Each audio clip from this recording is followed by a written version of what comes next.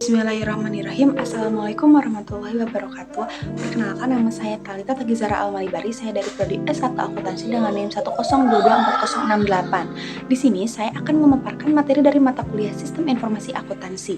Bab 1 yaitu tinjauan menyeluruh sistem informasi akuntansi. Yang pertama ada akuntansi sebagai sistem informasi. Akuntansi adalah bahasa bisnis organisasi.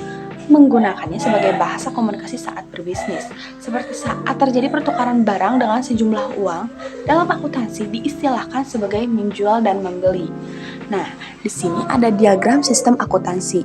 Diagram ini menggambarkan alur informasi dalam sistem akuntansi suatu perusahaan. Secara umum, sistem akuntansi terbagi menjadi beberapa subsistem yang saling terhubung. Subsistem akuntansi diagram menunjukkan beberapa subsistem akuntansi yang umum, yaitu subsistem akuntansi pembelian berfokus pada pencatatan transaksi pembelian barang atau jasa. Subsistem akuntansi penggajian berfokus pada pencatatan transaksi penggajian karyawan. Subsistem akuntansi produksi berfokus pada pencatatan biaya dan aktivitas produksi. Subsistem akuntansi pokok ini adalah inti dari sistem akuntansi yang mengintegrasikan informasi dari subsistem lain. Subsistem akuntansi lain ini mencakup subsistem lain yang mungkin ada dalam perusahaan, seperti subsistem penjualan atau subsistem piutang. Nah, di dalam diagram tersebut ada alur informasi. Informasi dari subsistem tersebut mengalir ke subsistem akuntansi pokok. Dalam subsistem akuntansi pokok, informasi diproses melalui tahapan-tahapan seperti dicatat, diposting, diringkas, lalu pengecekan, dan dilaporkan. Informasi dari buku besar dilaporkan dalam bentuk laporan keuangan seperti neraca dan laporan laba rugi. Ada juga komponen-komponen penting seperti dokumen sumber, jurnal, buku besar, neraca, dan laporan keuangan. Jadi, diagram ini memberikan gambaran sederhana tentang bagaimana informasi mengalir dalam sistem akuntansi. Setiap subsistem mengumpulkan informasi yang relevan, yang kemudian diintegrasikan dan diproses untuk menghasilkan laporan keuangan yang berguna bagi manajemen dan pihak eksternal. Yang kedua, ada sistem informasi akuntansi dan organisasi perusahaan. Sistem informasi akuntansi dibangun dengan tujuan utama untuk mengolah data akuntansi yang berasal dari berbagai sumber menjadi informasi akuntansi yang diperlukan oleh berbagai pemakai untuk mengurangi resiko saat mengambil keputusan. Nah, di sini ada fungsi sistem informasi akuntansi, yaitu mendukung aktivitas perusahaan sehari-hari, mendukung proses pengambilan keputusan, dan masih banyak lagi.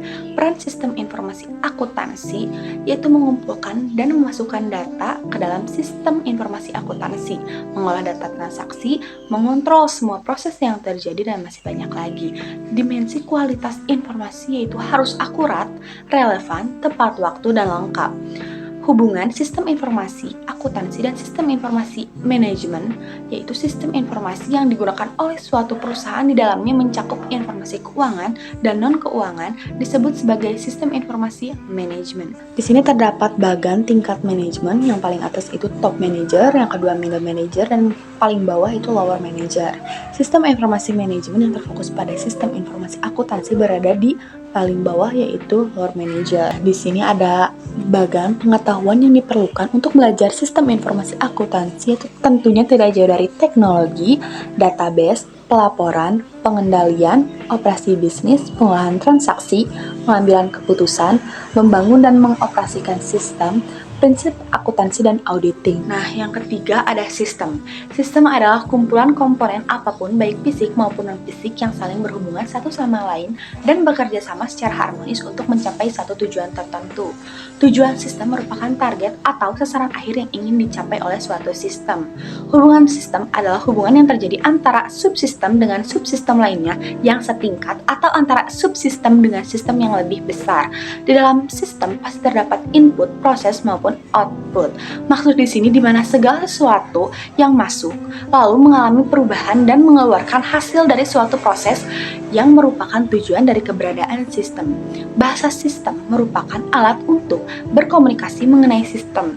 Jadi di dalamnya akan terdapat simbol-simbol yang digunakan sebagai alat komunikasi, dan simbol-simbol tersebut telah disepakati bersama atau telah diikuti oleh para ahli sistem secara umum. Sekian, terima kasih. Mohon maaf apabila ada kata-kata yang kurang berkenan. Wassalamualaikum warahmatullahi wabarakatuh.